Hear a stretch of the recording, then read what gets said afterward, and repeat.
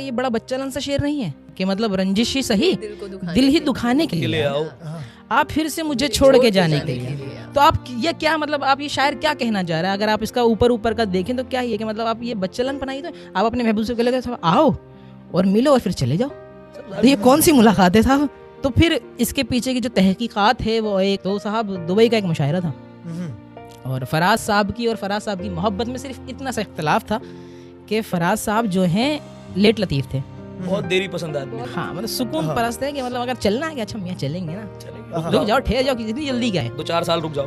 हाँ, वो यही इसी तरह के। तो दुबई मुशायरा था साहब, मुशायरा पढ़े, मुशायरा ख़त्म हुआ है और मुशायरे के बाद साहब नीचे से ड्राइवर वही कर रहा है कि भाई कॉल कर रहा है कि साहब आ जाए, एयरपोर्ट निकलना, फराज चलेंगे अभी, फराज अपनी चीज़ों में मसरूफ़ है, नहीं आए।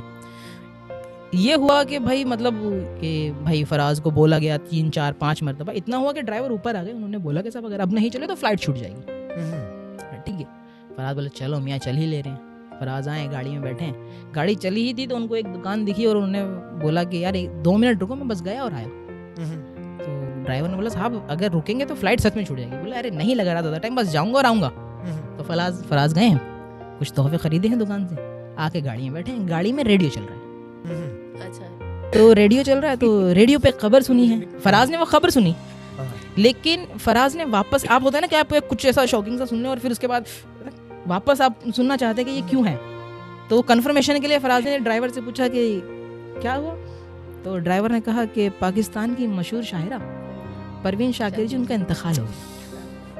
अब ये सोचें कि फराज और फराज की मोहब्बत में सिर्फ इतना सा इख्तलाफ है, उन दोनों के बीच में इतनी सी रंजिश है, इतनी सी लड़ाई है कि परवीन शाकिर उनको ये कहने फराज आप देर बहुत करते हैं, है नहीं।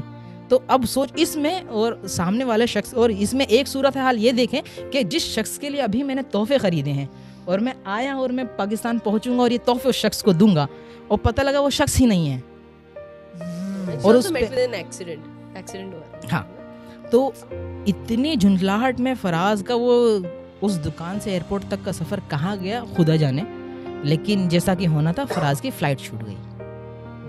तो जब फराज साहब की फ़्लाइट छूट गई तो फराज साहब ने बड़ी कोशिशें करी, बड़ी तरतीबें लगाई कि वो वाया इंडिया चले जाएं या किसी और मुल्क से या किसी और मुल्क जाएं, फिर वहाँ से पाकिस्तान पहुँचे, लेकिन नहीं हुआ। फराज अगले दिन पाकिस्तान पहुँचे। जब वो शख्स कब्र में दफन है, ज़ेरे मट्टी है, तो फिर तब आप ये सिसक सोचें कि एक शख्स ये कह रहा है कि रंजिश ही सही दिल ही दुखाने के लिए आप फिर से मुझे छोड़ के जाने के लिए